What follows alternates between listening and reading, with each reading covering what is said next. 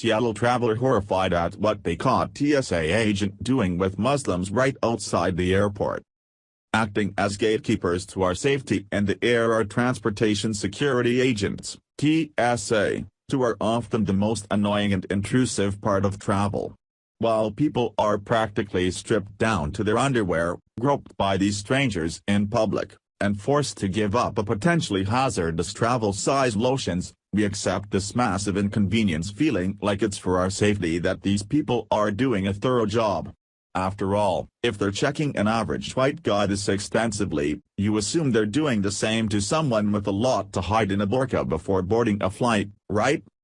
Apparently, it's not just travelers who supposedly have something to hide and need to be cross-checked. What about the people trusted to do the checking? How well are they screened?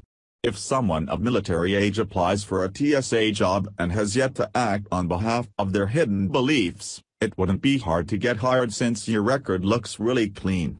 In fact, if everything checks out and you still don't get the job, the airport would put themselves at big risk of getting sued by liberal ambulance chasers at the ACLU, and if the unhired individual is Muslim, you can certainly expect the Council on American Islamic Relations, CAIR, to get involved and raise hell.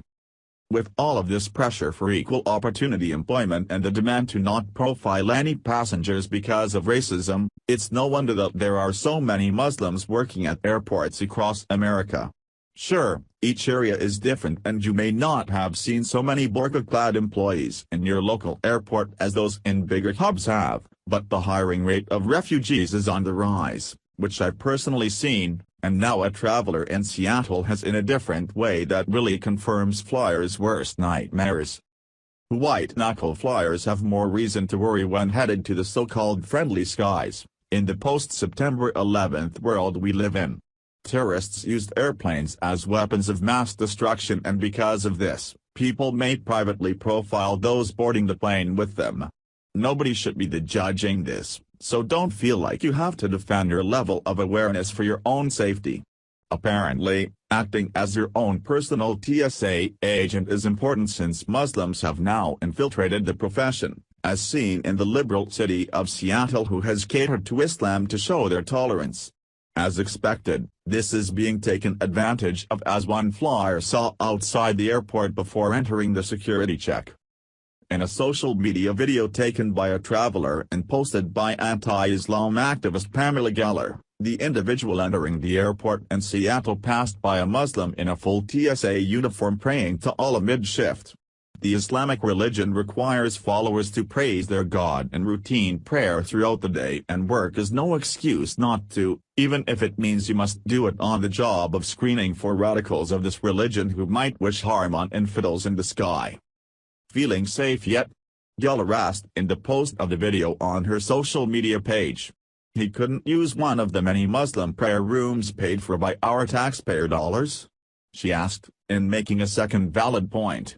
Trust me, there are a myriad of places this TSA officer could have prayed discreetly. But no, this is an act of supremacism. Takbir.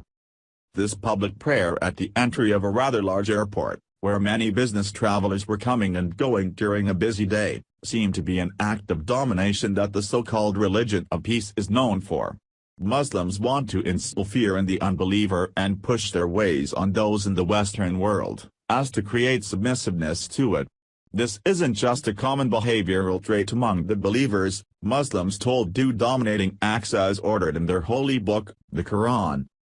By allowing this Islamic TSA agent to pray to the God who preaches death of infidels and outside of an employee work break area while wearing a uniform, gives the impression that the TSA is promoting one religion over another. It's doubtful that the TSA would allow Christian employees to conduct Bible studies anywhere in the airport, yet it's not Christians who used airplanes to facilitate terrorism. The ACLU would never file a complaint about any other religious practice being restricted in a public place unless it's Islam. The TSA, of all agencies, shouldn't be allowed to give exception to this rule for Muslims. Thanks for watching. Please subscribe Breaking News 365 channel. Goodbye and see you again.